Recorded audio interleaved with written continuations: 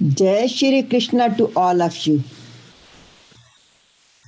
Welcome to Path to Anandam series, Freedom from Pains and Miseries, to happy, healthy, and peaceful life, from Bhagavad Gita and 108 mantras. And today, we have a series number 14, where we are going to share, or we are going to speak about, I will bring the secret formula to attain happiness, peace, and anandam, which is the main topic of the whole series.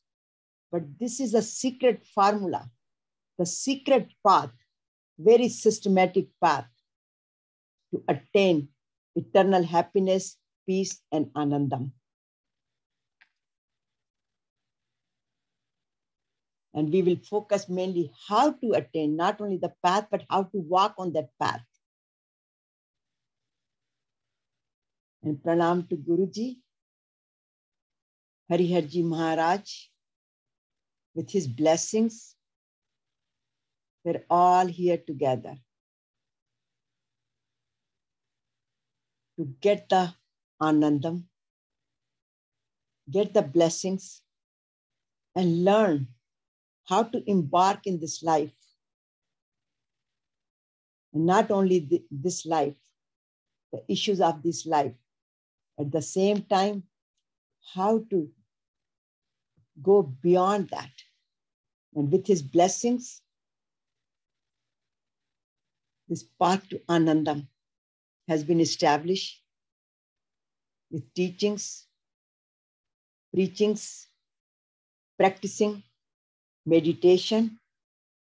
I'm Satya Kalra, your host and founder of Path to Anandam, with Guruji's blessing. Thank you, Guruji, for coming in my life.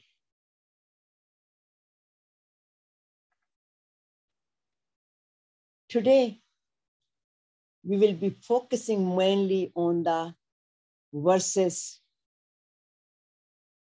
71 and 72 from chapter 2. Though we will be summarizing it, the previous verses, because the topic today, we have started this topic from Series 8, Series 9. And in last several series, we have spoke about many things.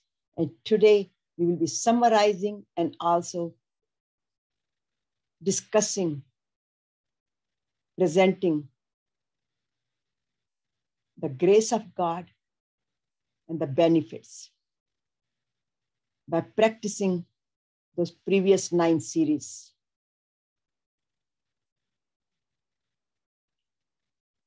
So the content of today's series is starting with Karma Yoga, Buddhi Yoga, Sthit Prajna, and today is the Brahma-Nirvana. So what is this supreme peace and Brahma-Nirvana and Brahmisthiti, Sthit Prajna? We'll summarize that. But ultimately, how we attain Brahma-Nirvana? How do we reach there? And what will be my actions and practices? My sankalpa. And then tip of the day, meditation. And then at the end, summary and question and answers.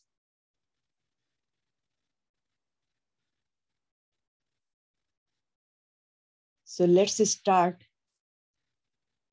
with praying. I hope by now all of you know this verse or remember this verse. If not, this is our Sankalpa number 2, where I am Arjuna. Sankalpa number 1 was new of me, more improved life, more disciplined life. Through that, we will become the new. And that was our New Year resolution, that I want to improve myself. I want to be more spiritual, more handle how I can handle my life. And that's where Sankalpa 2 comes, because Arjuna was same situation. He just was confused what to do and what not to do at that status of mind in that situation. And we all get into that situation very often. Even from morning to evening, we have many questions. Should I do? I should not do this. What to do, what not to do. Is that right? Is that wrong? So we are the Arjuna of today. And Lord Krishna, thank you very much for blessing us with Bhagavad Gita by teaching through Arjuna. So let's all seek his advice, but we have to be humble and surrender to him. Just like Arjuna said, Karpanya dosho pahate svabhava paschami tvam dharma sammud cheta yachayasyani nishchitam bhuhi tanme shishyasteham shadimam tvam prapanyam shishyasteham shadimam tvam prapanyam. My heart is overpowered by the weakness of pity. I have lost all of my composure, and my mind is confused about my duty, my dharma. I'm requesting you to tell me what is definitely good for me, not what am I asking, what is good for me, for my salvation. I am your disciple. I surrender to you. Please instruct me.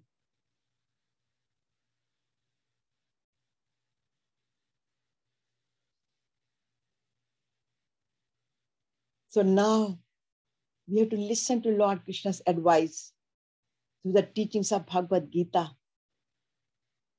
So we can also say, I do as you advise. Karishye vachanam tav.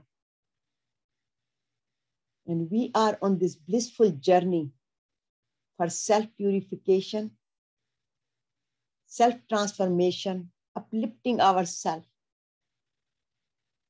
oneness with supreme power by experiencing Chit Ananda. So here, just the summary of this subject, where Lord Krishna has become Guru, Jagat Guru, teacher, and Arjuna's divine company, where Arjuna turned into a student, from a warrior, from a friend, and now he's a student, just like us. So Gita is a step-by-step spiritual instruction manual to operate our life righteously. It teaches us what to convert, how to convert our karma into dharma, live disciplined life, discipline our senses, develop equanimity, and attain eternal happiness, peace, anandam, while living in this world and beyond. And these are the words came from Swami Harji Maharaj. Thank you, Swamiji, again. So when Series 9 started, it was all about karma. But from Series 1, here is the Samvad, Arjuna's and Krishna's. And Krishna tried to motivate Arjuna to engage into his righteous duty, warrior, where Arjuna was disheartened,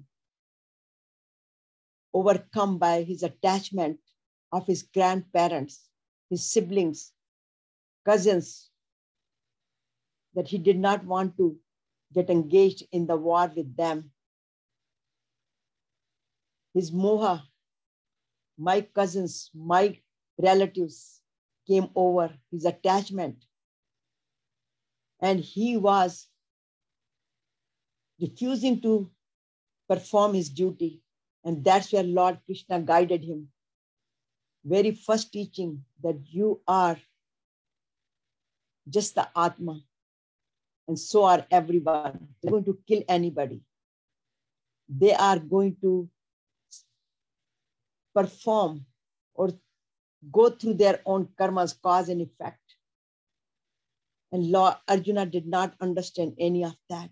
Then Lord Krishna says, okay, let me now use the language he understands, the vocabulary he understands, karma, and how to convert karma into dharma and have a righteous living. And Arjuna even did not understand that. So Lord Krishna took every layer like an onion, one by one from him. All these ignorance of layers, he took one by one and gave him the essence of life. That he is a warrior. His salvation will be through his karma yoga. And Lord Krishna is going to guide him. And this is where Lord Krishna is guiding him with very first verse, Karpanya Dosho, Pahat Swabhava, when Arjuna says that. And then Lord Krishna now taking him through Karma Yoga. Karmanya Vadika Raste, Ma Faleshu Kadachan, Ma Karma Fal Hetu, Bhulmate Sangoastu Karmani. Do your duty. Do your duty without anything in return, expecting anything in return. Means have the goal to get engaged, perform your duty. That's your goal is. But the goal is not going to be, it's a aim with the aim, but not with the self expectations. In other words, do the selfless service. And then Arjuna still is confused because he's so disturbed. He's so stressed out. And then Lord Krishna says, okay, now let me take him to the next level where he can lead to the next step. So he tells him that you have to calm down. But the best action is yoga karmesu koshnam, but it has to be performed with the equanimity, with samta, with balanced mind. And that is the sar, the essence of chapter 2. Actually, chapter 2 is a complete Bhagavad Gita. Once you understand chapter 2, you understood the whole Bhagavad Gita because it's called Sankhya Yoga, Jnana Yoga. It is full with Jnana Yoga more, and then Karma Yoga talks about a lot. And then also gives some glimpse of Bhakti Yoga, means love. Whatever you do, do it with love and compassion for benefit of all.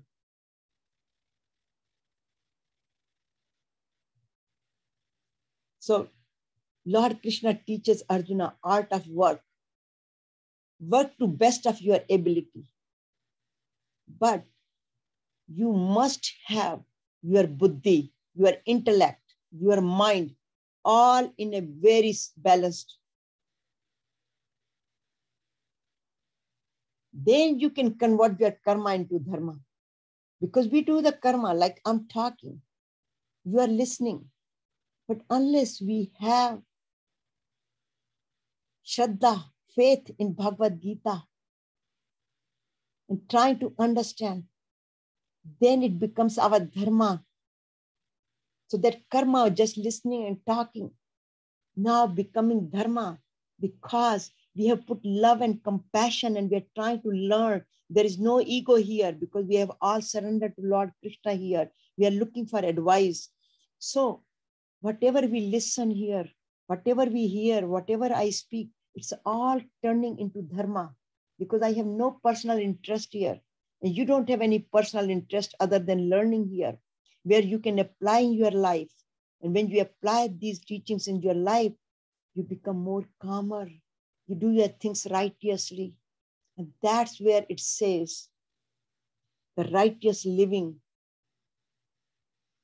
will turn karma into dharma with best of our ability, with calm mind. Because life is full of up and downs, too many waves in the ocean in our life, but we have to be very equanimous. And Arjuna still does not understand that. Then he asks these questions. You're talking about sthit prajna. You're talking about equanimity, tranquility, serene mind, buddhi yoga. What does it mean? And then he asks these 4 questions. How would I know that I'm equanimous?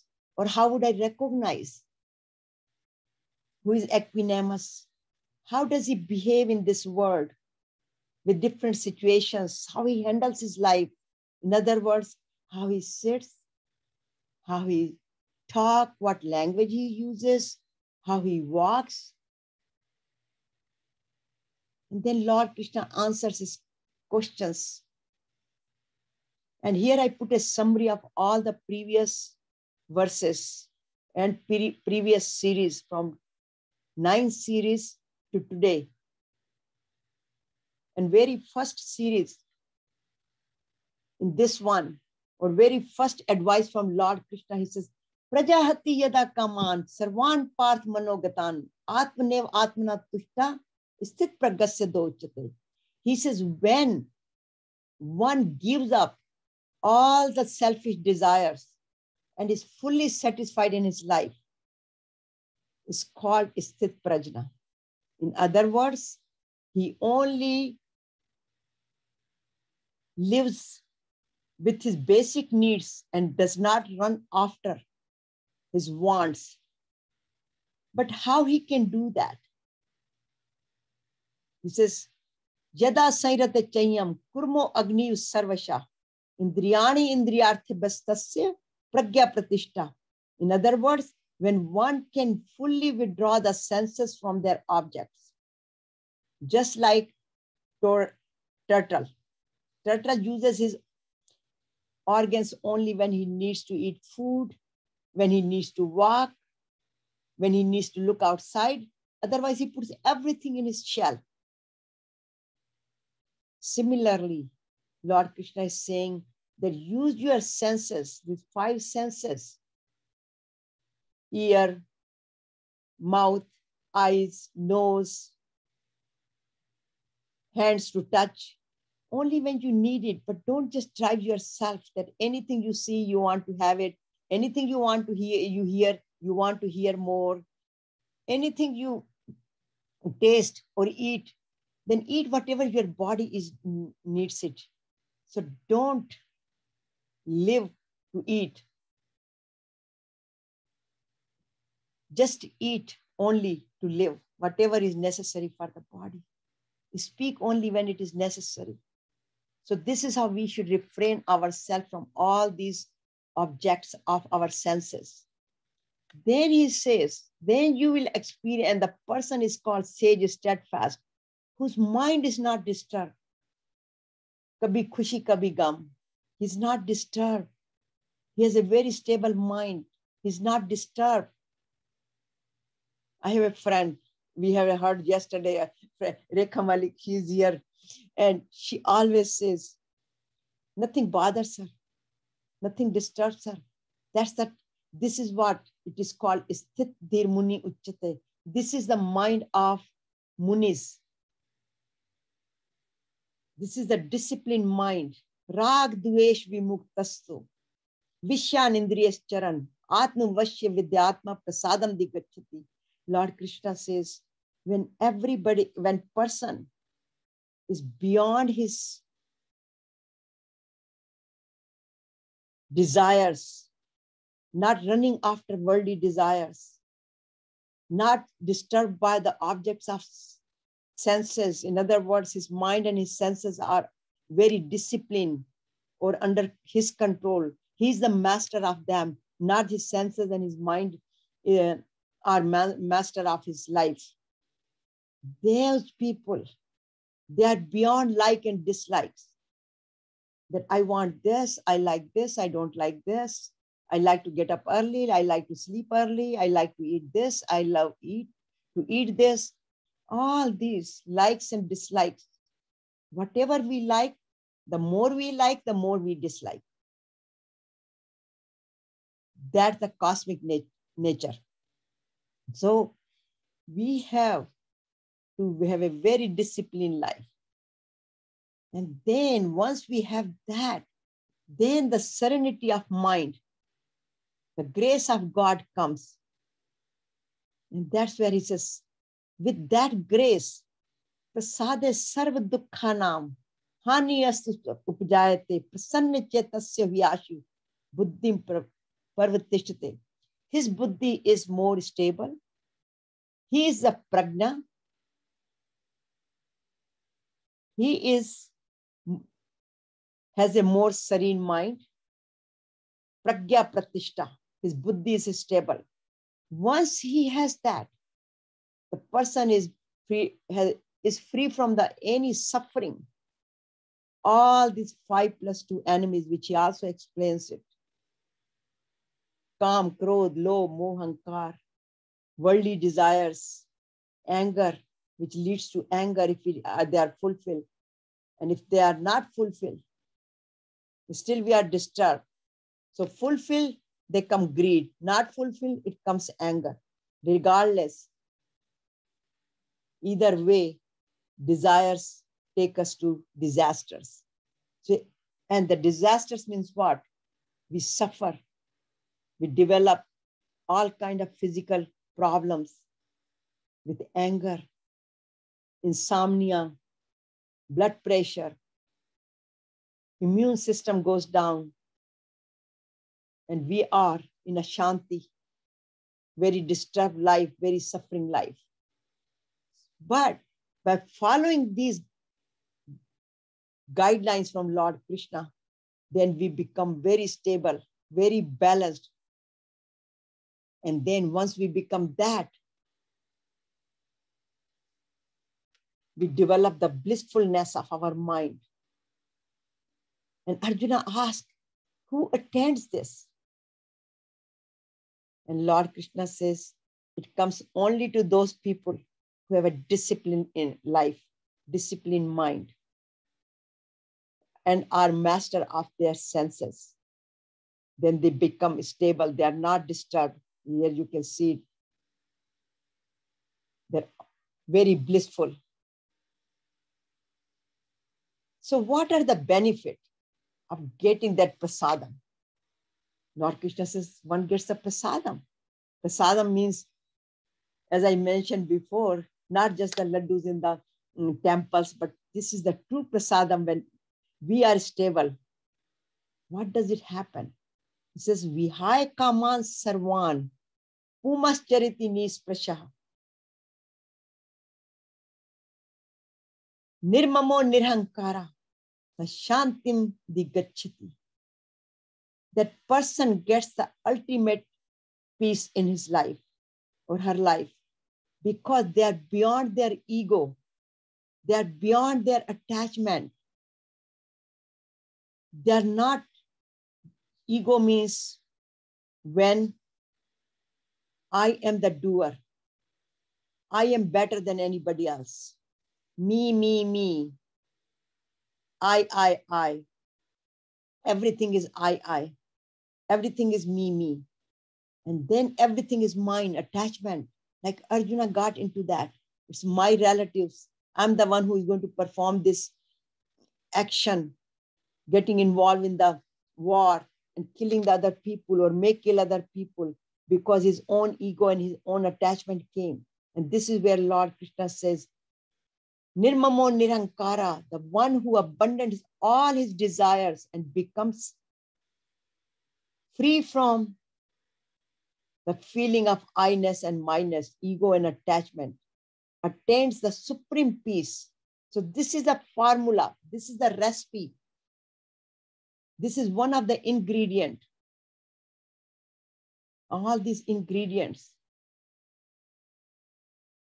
The only one ingredient is have a disciplined life. And then what happens? When that happens, one gets the supreme peace.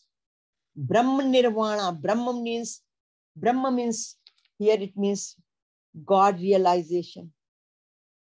Nirvana means without all those Kam, Krodh, Lobh, Moh, Ahankar, all of our shortcomings, the jealousy, resentments, we are beyond that.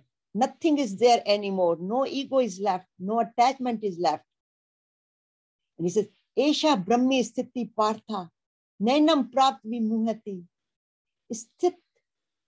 It's very important to know that. This one, Sthit Vatsalya, Antakale Api, Brahma-Nirvana Rachati.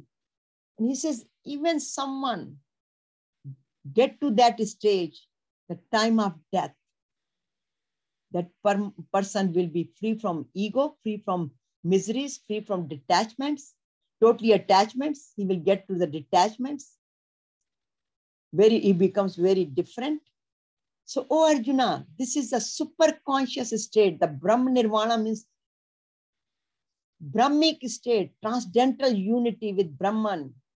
It means one does not feel the presence of body, mind, intellect. This is the highest stage where one overcomes all the delusions. Being established in this stage or this state, even at the moment of death, a person attains Brahma-Nirvana, oneness with the Supreme. He becomes one.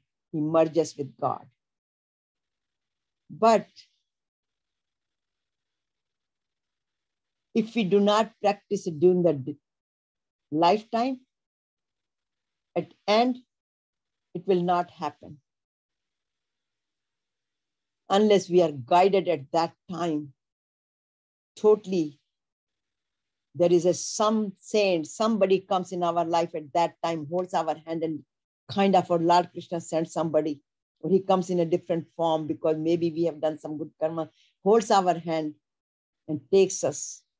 But Lord Krishna says, whoever does that even lifetime, I come to rescue them. So self-controlled, self-discipline, self-knowledge, eternal happiness, supreme peace. So the benefits are, one goes beyond the death and rebirth and life and death and then sanskaras and karmas, but they go into moksha, nirvana, because they are free from all these five plus two enemies, free from anger, ego, attachment, desires, worldly desires. So they are totally overcome all the delusions. They are in the blissful state. So the benefits are, one gets a moksha, Brahma-Nirvana, ultimate union to self, higher self. So this small self becomes a larger self, merges with the conscious mind, the supreme power, goes to Param Dham. Many, many different words, vocabularies are for this particular Brahma-Nirvana sthiti. But ultimately, this is where our Param Dham, Brahmisthiti is. So here, the person who is a Sit Prajna. Now, this is the Lord Krishna has answered all the 4 questions to Arjuna. But in summary, this is what the Sit Prajna. So first, it eliminates all the self-desires. One becomes the selflessness. Then self-satisfaction comes. The balanced mind comes. And then one experiences Chit Ananda. So you can see it. All of us, faith, calmness, contentment, humbleness, forgiveness, all these divine qualities are developed, which are later explained in chapter 16. Divine, this freedom, oneness, selflessness, ultimately one experience with these divine qualities as Devi, Sampad, Vimoksha. All these qualities are developed. One gets to moksha, develops love, peace, anandam, and experience Sat Chit Ananda. And just like Arjuna, when Arjuna said, Karishye Vachnam Tau, where he says, I will not do the war. I will not jotasiti gobindam. He says, Karishye Vachnam Tau. Means his ignorance was gone. Lord Krishna helped him to remove his ignorance. And then he says, I will do as you advise. He's beyond all these sufferings and ignorance. So ultimately,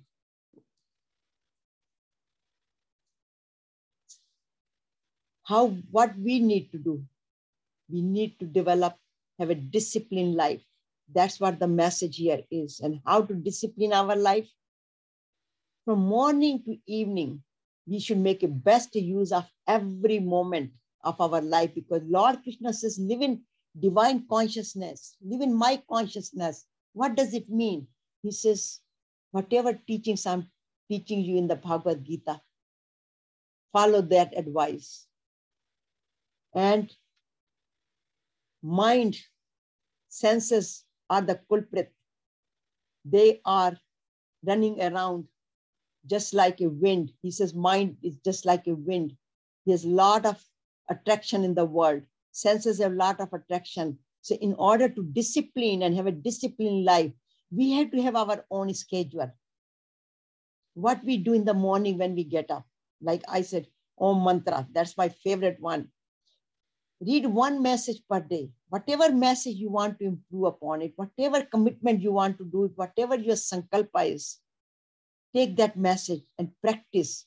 And then, of course, we have to take care of the body, yoga exercises, but with the pranayam, which becomes true yoga, not the exercise, with the meditation, and contemplate on our sankalpa.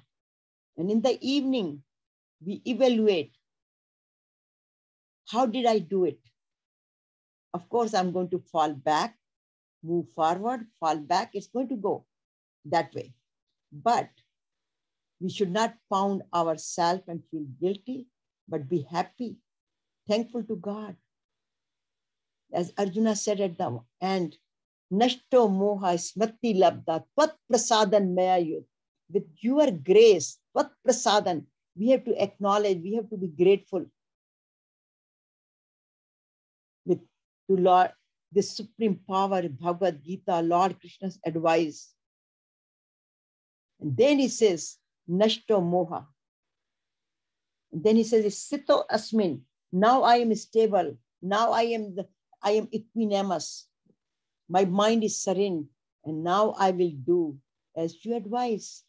Because the mind has to be stable. Otherwise, we cannot perform our duty properly. We will not even recognize our duty. That's why meditation, prayers, thank you, surrendering to Lord Krishna is very, very important. And make sure we make a best use of our senses.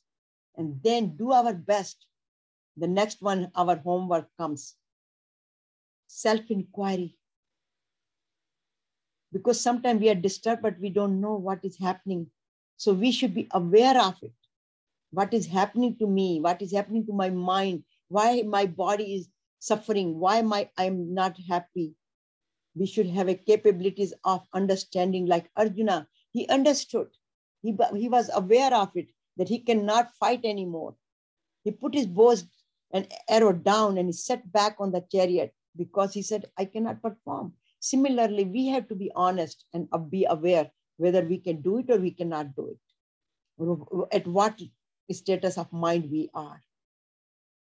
And analyze it. Why?